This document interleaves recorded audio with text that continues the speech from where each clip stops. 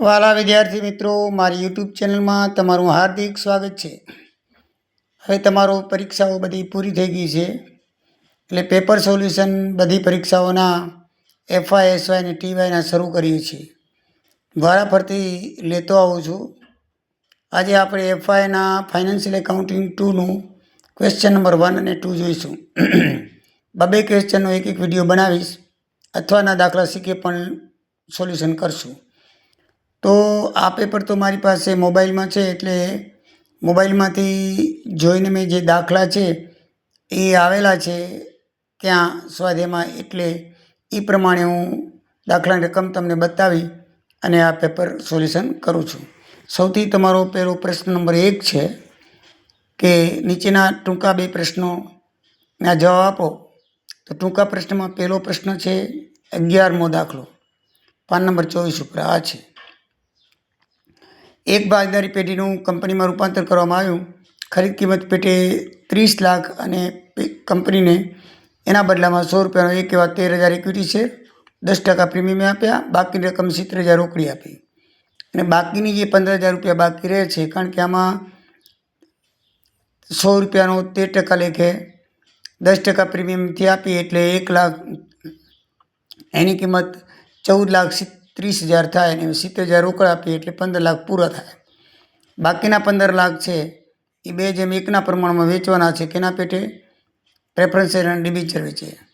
તો એ 15 લાખને પણ આપણે 2:1ના પ્રમાણમાં વેચી તો 10 લાખના પ્રેફરન્સ શેર થાય અને ડિબેન્ચર થાય 5 લાખના। તો એની ખરીદ કિંમત કેવી રીતે સુધારશે તે આપણે જોઈએ મિત્રો। તો સૌથી પહેલાં આપણે એનું સોલ્યુશન જોઈએ તો ખરીદ કિંમત પેટે 13,000 ઇક્વિટી શેર રૂપિયા 100નો એટલે 1,30,000, પછી 10% પ્રીમિયમ લેખે 13,000નું 1,30,000 પ્રીમિયમ થાય। 13 લાખનું મૂળ કિંમત થાય 100 રૂપિયા લેખે, 1,30,000 10% લેખે પ્રીમિયમ થાય એટલે ટોટલ શેરની કિંમત 14,30,000 થાય। બાકીના 70,000 આમાં રોકડ ઉમેરી એટલે 15 લાખ ચૂકવાઈ ગયા। બાકીના 15 લાખ 2:1ના પ્રમાણમાં વેચવાના છે। તો 2:1નું પ્રમાણમાં વેચી તો પ્રેફરન્સ શેર થાય 10 લાખના, ડિબેન્ચર થાય 5 લાખના, એટલે આ બધાનો સરવાળો કરી તો મિત્રો 30 લાખ આવે। એટલે આની ખરીદ કિંમત 30 લાખ રૂપિયા છે, બરાબર છે। તો એની આમ નોંધ આપણે લખવાની છે, બીજું કાંઈ નહીં। પછી તમને કીધેલું છે કે 2 જ આમ નોંધ લખો, એક ખરીદનારના ચોપડે ખરીદ કિંમતની અને ડિબેન્ચર વેચાણ થયું છે તેની। તો આપણે 2 જ આમ નોંધ લખવાની છે। તો પહેલી આની આમ નોંધ લખશું કે આપણે ચૂકવણી કરતો ઇક્વિટી શેર ખાતે ઉધાર 14,30,000, તો આ પ્રેફરન્સ શેર ખાતે ઉધાર 10 લાખ, તો એ 10 લાખ, અને ડિબેન્ચર ખાતે ઉધાર 5 લાખ, તો એ 5 લાખ, રોકડ ખાતે ઉધાર 70,000, તો 70,000। એટલે આની જે આપણે છે એ જ આઈટમ લઈને ઉધાર તરીકે લખવાની। જમા કોની ખાતે થશે? ખરીદદાર કંપની ખાતે જમા, એને આપણે આપશું એટલે 30 લાખ રૂપિયા આપ્યા। આ પ્રમાણેની વિગતો બાબત છે ખરીદ કિંમત પેટે શેર ડિબેન્ચર તેમજ રોકડ ચૂકવી આપી તે બરાબર છે। હવે આપણે લખવાનું છે ડિબેન્ચરની વેચાણનું। તો ડિબેન્ચર વેચાણ એ લખ્યું છે કે ભાઈ 10% વચ્ચે વેચી દીધા। હવે ડિબેન્ચર જે છે એ આપણી પાસે 10 લાખના છે, સોરી 5 લાખના છે। તો 5 લાખના છે તો એના 5% કેટલો થાય? 50,000 થાય। તો 5 લાખમાંથી 50,000 બાદ કરીએ તો 4.5 લાખ લે, એટલે રોકડ બેંક ખાતે 4.5 લાખ રૂપિયા આપણે રોકડા મળશે। અને માલ મિલકત નિકાલ ખાતે જે વટાવ આપ્યો તે ખર્ચ થશે 50,000, અને ડિબેન્ચર ખાતે 5 લાખ પૂરા આપણે ચૂકવી આપશું। 10% વટાવે ડિબેન્ચર વેચાણ કર્યું તે, રોકડા મળ્યા તે બેંક ખાતે, વટાવ આપ્યો તે માલ મિલકત નિકાલ ખાતાની ઉધાર બાજુ, ખોટ ગઈ અને ડિબેન્ચર ખાતે પૂરા 5 લાખ જમા થશે। તો મિત્રો આટલું જ તમારે પ્રશ્ન નંબર 1માં કરવાનું છે। 5 માર્કનો પ્રશ્ન છે। પછી પ્રશ્ન નંબર 2 તમારો 5 માર્કનો છે। તમારો સ્વાધ્યાયના દાખલા નંબર 38, પહેલા સ્વાધ્યાયનો દાખલા નંબર 38મો, જે મેં તમને આઈએમપી આપેલા હતા 37, 38 ને 39, એમાંથી જ પૂછાણો છે. 37મો દાખલો મેં તમને ગણાવી દીધેલો હતો. ત્રણે એક જ સાઈડના દાખલા છે અને 38મો દાખલો પરીક્ષામાં પૂછાયો છે. ફક્ત નામમાં ફેરફાર કરેલો છે. આમાં બંશ્રી, મુરલી અને મીન લખેલા છે, જ્યારે એને ભાગીદારોના 37 દાખલાના ભાગીદારો લીધા વિનય, વિવેક અને વિકાસ. એટલે ભાગીદારોના દાખલાના 37મા દાખલાના ભાગીદારોના નામ લીધા અને રકમ એને આપી છે 38મા દાખલાની. એટલે તમે જોવા મિસ્ટેક ના કરજો, ધ્યાન રાખજો. તો આની અંદર આ શરતો આપેલી છે 3. તો એની અંદર ફક્ત આપણે દાખલામાં તો અહીંયા 3 ખાતા શોધવાનું કીધું છે, પણ પરીક્ષામાં ફક્ત માલ મિલકત ખાતું જ કીધું છે, બાકી કીધું નથી. તો ચલો આપણે સૌથી પહેલાં શું શોધશું? ખરીદ કિંમત શોધીએ. તો ખરીદ કિંમત શોધીએ તો મિત્રો આપણને દાખલાની અંદર ખરીદ કિંમત શોધી ત્યારે હવાલા ધ્યાનમાં લેવા પડે. 80,000ની મશીનરી, 12,000નો સ્ટોક અને જમીન મકાન 12,6800 અને પાઘડી 40,000. તો આપણે એ જ લઈશું. 12,6800 જમીન મકાન, 80,000ની મશીનરી, સ્ટોક 12,000, 5200ની લેણી ઊંડી અને 40,000ની પાઘડી. લેણી ઊંડીની રકમ આપણે અહીંયા છે 5200ની લીધેલી છે. તો એ જે લીધેલા છે એ 2 લાખના થયા. લેણદારો આપણે 3 છે, 1, 2 અને 3. તો 3 લીધા. આ તો અનામત ભંડોળ છે, ભાગીદારોના મૂડી ખાતામાં મૂડીમાં ઉમેરાશે અને આ મૂડી ભાગીદારો ખાતે લઈ જવાશે. એટલે એ ત્રણેયનો સરવાળો 52,000 થાય છે. આનો 7 અને 45 ઉમેરો 52,000. તો ચોખ્ખી મિલકતોમાંથી દેવા બાદ કરી 1,48,000 રૂપિયા આપણી ચોખ્ખી મિલકત આવે છે મિત્રો. તો 1,48,000માં 1 લાખમાં નીચે લખ્યું છે કે 10,000ના ઇક્વિટી શેર રૂપિયા 10નો ચૂકવ્યો આપણે. ખરીદ કિંમત પેટે સૂચના નંબર 4માં લખ્યું છે. અને બાકીની રકમ રોકડ ચૂકવી. તો બાકીની રકમ રોકડ ચૂકવી છે એટલે બાકી 48,000 તૂટે એટલે 48,000 શું કર્યા આપણે? રોકડા ચૂકવ્યા. એટલે 1,48,000 એની ખરીદ કિંમત. એની અવેજમાં આપણે 1 લાખના શેર આપ્યા અને 48,000ની રોકડ આપી.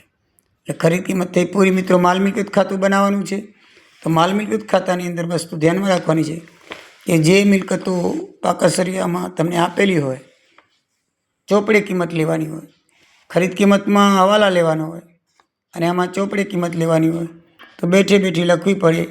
1,28,000, 1,28,000, 60,000 તો 60,000, પછી 5200 તો 5200, 9,000 તો 9,000 અને 12,000 તો 12,000.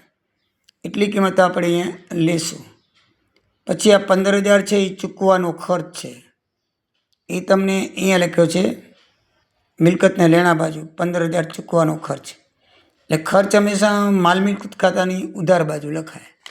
એટલે એ આઈટમ પાછી અહીંયા એક વધારાની આવશે 15,000 રૂપિયા.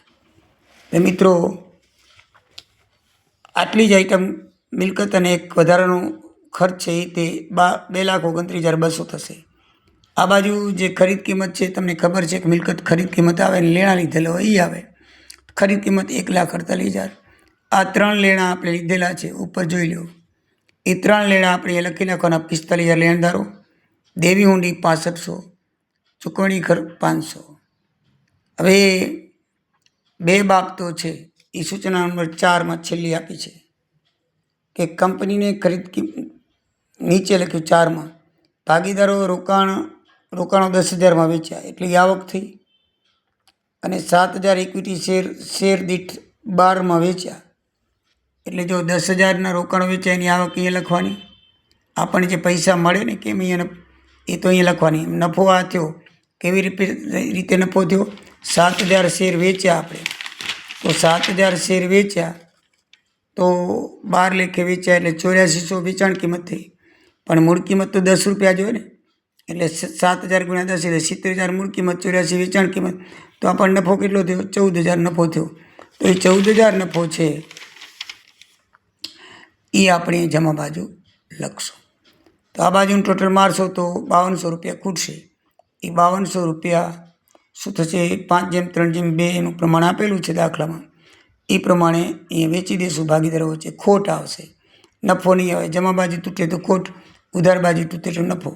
તો એ પ્રમાણે બંને બાજુ તમારા સરવાળા મળી જશે.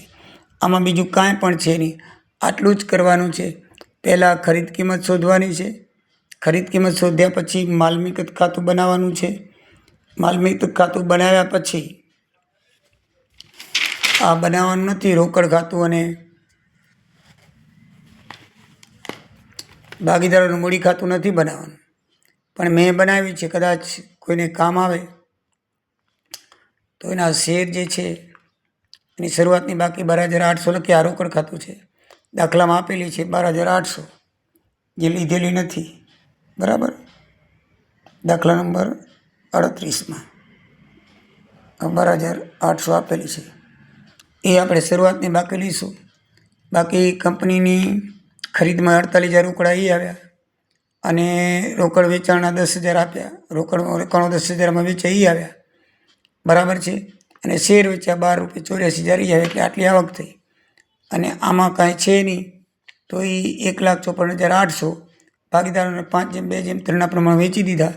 તો દરેકને ભાગીદાર પેટે આટલા રૂપિયા આવ્યા. તો એ રૂપિયા ટોટલ એટલા જ થશે. એ પાછા ભાગીદારોના મૂડી ખાતે લઈ આવવાના. જે શેર મળ્યા હતા તે, આ જે 15,000, 9,000 ને 6,000 શેર મળે, 15,900, 35,940, 58,000 છે એ રોકડ મળે. અને માલ મિલકત ખાતેથી ખોટ આવી ગઈ. એ ખોટ આપણે જે પાછળ હતી દર્શાવેલી છે, આ ખોટ 26,540, એ આપણે અહીંયા લઈ આવ્યા. અને આ બાજુ એની મૂડી જે આપેલી છે એ લખી. બાકી આગળ તરીકે દાખલામાં મૂડી આપેલી છે એની, દાખલા નંબર 38ની 75, 45 ને 65, એ 75, 45 ને 65 લીધા. અને અનામત ભંડોળ આપણને 5,000 આપેલું હતું. 2:3:1 પ્રમાણમાં આ છે એ વેચવાનું હોય, મૂડીમાં ઉમેરવાનું હોય, એ આપણે ઉમેરશું તો બંને બાજુ તાળો મળી જશે. તો મિત્રો, આ રીતે રોકડ ખાતું ને ભાગીદારોના મૂડી ખાતા 37મો દાખલો મેં ગણાવ્યો તો એવી જ રીતે કરવાના. પણ તમારે પરીક્ષામાં બનાવવાના નહોતા. તમારે પરીક્ષામાં ખાલી આટલું જ બનાવવાનું છે. એટલે તમે આટલું કરી આવ્યા હશો તો તમને પૂરેપૂરા 5 માર્ક મળશે. બરાબર છે. અને આટલું કરી આવ્યા હશો તો બીજા 5 માર્ક મળશે. આ પ્રશ્ન નંબર 1 છે એના 5 માર્ક, આ પ્રશ્ન નંબર 2 છે એના 5 માર્ક. એટલે એના અથવામાં જે દાખલો છે નેક્સ્ટ વિડીયોમાં બનાવશું. જય સિયારામ, જય દ્વારિકાધીશ.